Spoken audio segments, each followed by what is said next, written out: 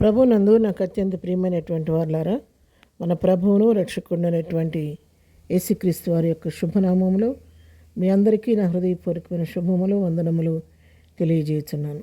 ఉదయకాల సమయంలో దేవుని వాక్యాన్ని ధ్యానం చేసుకుందాము. ఈరోజు వాక్య ధ్యానం కొరకు మనం తీసుకున్నటువంటి లేఖన భాగము ద్వితీయోపదేశ కాండము 16వ అధ్యాయం 15వ వచనం చదువుకుందాం. నీ దేవుడైన యెహోవా నీ రాబడి అంతటిలోనూ నీ చేతి పనులన్నిటిలోనూ నిన్ను ఆశీర్వదించును. ఆమేన్. దేవుని నామమునకు మహిమ కలుగును గాక. మరి ఉదయకాల సమయంలో దేవుడు మనకు శ్రేష్టమైనటువంటి వాగ్దానంతో కూడినటువంటి వాక్య భాగాన్ని ప్రభు అనుగ్రహిస్తున్నాడు. నీ దేవుడైన యెహోవా నీ రాబడి అంతట్లోనూ నీ చేతి పనులన్నిటిలో నిన్ను ఆశీర్వదించునని చెప్పి ఇక్కడ వాక్యం సెలవిస్తూ ఉంది. అవును పిల్లారా, దేవుడు ఆశీర్వదించకపోతే మన జీవితాల్లో మనం ఆశీర్వాదాన్ని పొందుకోలేము.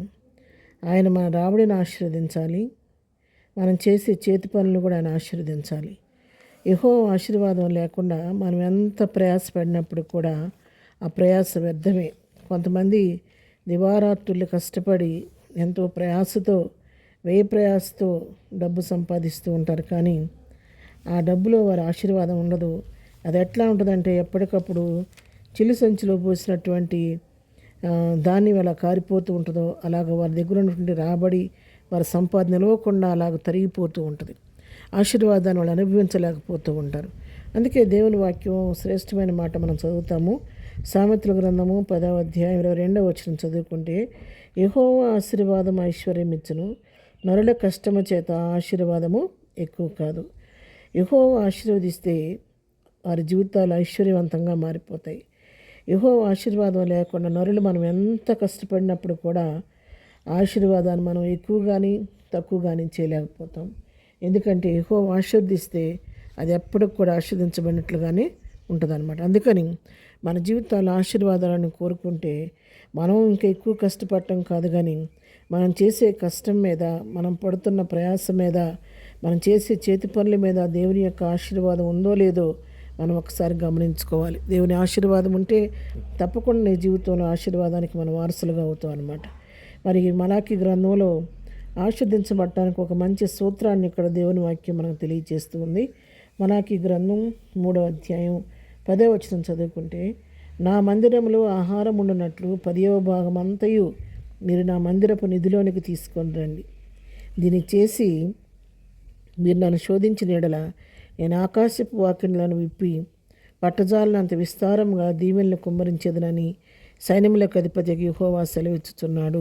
ఆమెను ఇక్కడ ఈ వాక్య భాగాన్ని గమనించినట్లయితే, మరి దేవుని మందిరంలో ఆహారం నిలవున్నట్లుగా మనం 10వ భాగాన్ని తీసుకొని దేవుని మందిరంలో నిధిలోనికి తీసుకొని వస్తే దేవుని యొక్క ఆశీర్వాదం మందిరంలో ఉంటుంది, మన జీవితాల్లో కూడా ఉంటుందని చెప్పి ఇక్కడ తెలియజేస్తున్నాడు భక్తుడు.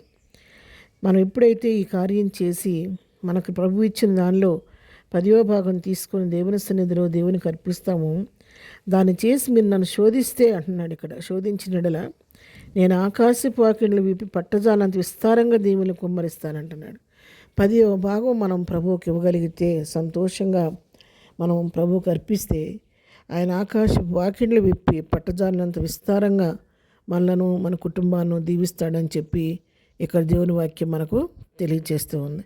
కాబట్టి మన జీవితాల్లో మనం మొత్తం వచ్చిందంతా మనం అనుభవించడం కాదు, కానీ దేవుని భాగాన్ని దేవునికి చెల్లించేవారుగా మనం ఉండాలి.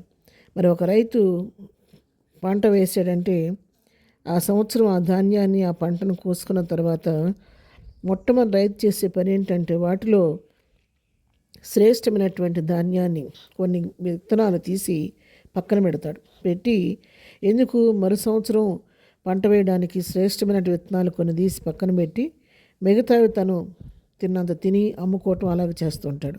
విత్తనాలు కూడా తినేస్తే మరు సంవత్సరానికి పంట ఉండదు కాబట్టి ఆ పని చేస్తాడు. మనం కూడా మన జీవితాల్లో దేవుని ఇచ్చిందంతా మనం మన ఇష్టానుసారంగా వాడుకోవటం కాదు, కానీ దేవుని భాగాన్ని దేవునికి చెల్లిస్తే మన జీవితాల్లో మరి కుటుంబంలో ఆశీర్వాదాన్ని చూడగలుగుతాం. కాబట్టి ఆ విధంగా ప్రభు భాగాన్ని ప్రభువు చెల్లించి ప్రభు ఇచ్చే ఆశీర్వాదాన్ని పొందుకొని ప్రభు కృపలో ముందుకు సాగిపోదాం. ప్రార్థన. ప్రేమగలిగిన తండ్రి, పరిశుద్ధుడా, నీ పాదములకు వందనాలు. ఉదయకాలం నాయనా మాకు ఇచ్చిన వాక్య భాగాన్ని బట్టి నీకు వందనాలు. నీ భాగం నీకు చెల్లించి నీ యొక్క ఆశీర్వాదాన్ని పొందుకోవడానికి మమ్మల్ని సిద్ధపరచండి నాయన.